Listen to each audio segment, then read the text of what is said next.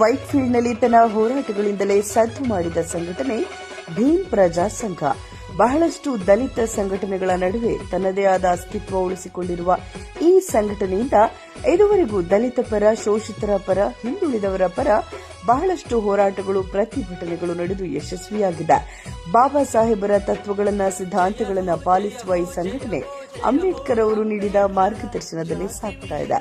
ಇಂತಹ ಒಂದು ಭೀಮ್ ಪ್ರಜಾ ಸಂಘ ವೈಟ್ಫೀಲ್ಡ್ ಮಾತ್ರ ಅಲ್ಲದೆ ರಾಜ್ಯಾದ್ಯಂತ ಎಲ್ಲಾ ಜಿಲ್ಲೆಗಳಲ್ಲಿಯೂ ಗಟ್ಟಿಯಾಗಿ ಬೇರೂರಲಿ, ದೊಡ್ಡದಾಗಿ ಬೆಳೆಯಲಿ ಎಂಬ ಉದ್ದೇಶದಿಂದ ಇದೀಗ ಪ್ರಮುಖ 3 ಜಿಲ್ಲೆಗಳಲ್ಲಿ ನೂತನ ಜಿಲ್ಲಾಧ್ಯಕ್ಷರನ್ನು ಆಯ್ಕೆ ಮಾಡಿ ಅಧಿಕೃತ ಆದೇಶ ಪತ್ರವನ್ನು ನೀಡುವ ಜೊತೆಗೆ ಹಲವು ಜವಾಬ್ದಾರಿಗಳನ್ನು ನೀಡಿದೆ.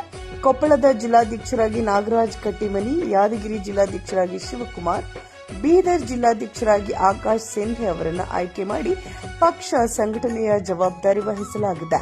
ಅಧಿಕಾರ ವಹಿಸಿಕೊಂಡ ನೂತನ ಜಿಲ್ಲಾಧ್ಯಕ್ಷರುಗಳು ಭೀಮ್ ಪ್ರಜಾ ಸಂಘದ ಸಂಘಟನೆಗಾಗಿ ಶ್ರಮಿಸುವುದಾಗಿ ತಿಳಿಸಿದರು.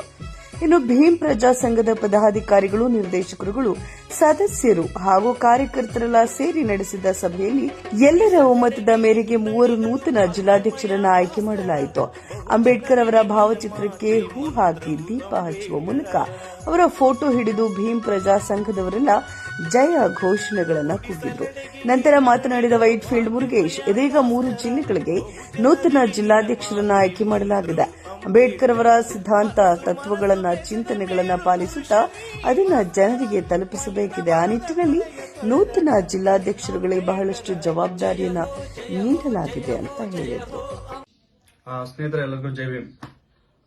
ಭೀಮ್ ಪ್ರಜಾ ಸಂಘದ ವತಿಯಿಂದ ಕೊಪ್ಪಳ ಜಿಲ್ಲಾ ಅಧ್ಯಕ್ಷರನ್ನಾಗಿ ನಾಗರಾಜ್ ಕಟ್ಟಿಮನೆ ಅವರನ್ನ, ಯಾದಗಿರಿ ಜಿಲ್ಲಾ ಅಧ್ಯಕ್ಷರನ್ನಾಗಿ ಶಿವಕುಮಾರನ್ನ, ಮತ್ತೆ ಬೀದರ್ ಜಿಲ್ಲಾ ಅಧ್ಯಕ್ಷರನ್ನಾಗಿ ಆಕಾಶ್ ಸಿಂಧೆ ಅವರನ್ನ ಭೀಮ್ ಪ್ರಜಾ ಸಂಘದ ವತಿಯಿಂದ ಆಯ್ಕೆ ಮಾಡಿ ಅವರಿಗೆ ಆದೇಶ ಪತ್ರವನ್ನು ನೀಡಲಾಯಿತು. ಹಂಗಾಗಿ ಭೀಮ್ ಪ್ರಜಾ ಸಂಘ ರಾಜ್ಯದ ಮೂಲೆ ಮೂಲೆಗಳಲ್ಲಿ ಒಂದು ಬಾಬಾ ಸಾಹೇಬ್ ಅಂಬೇಡ್ಕರ್ ಅವರ ಚಿಂತನೆಯ ಪರವಾಗಿ, ಅಂಬೇಡ್ಕರ್ ವಿಚಾರಧಾರಿಗಳು, ಬಾಬಾ ಸಾಹೇಬ್ ಅಂಬೇಡ್ಕರ್ ಅವರ ಅವರು ನಮಗಾಗಿ ಕೊಟ್ಟಂತಹ ಸಂವಿಧಾನದ ಮೂಲ ಆಶಯಗಳನ್ನ ತಿಳಿಸುವಂತ ಕೆಲಸವನ್ನು ನಾವು ಸಂಘಟನೆ ಭೀಮ್ ಪ್ರಜಾ ಸಂಘದ ಎಲ್ಲ ಕಾರ್ಯಕರ್ತರು ಸೇರಿ ಈ ಒಂದು ಸಂಘಟನೆಯ ಕಟ್ಟೋಣ.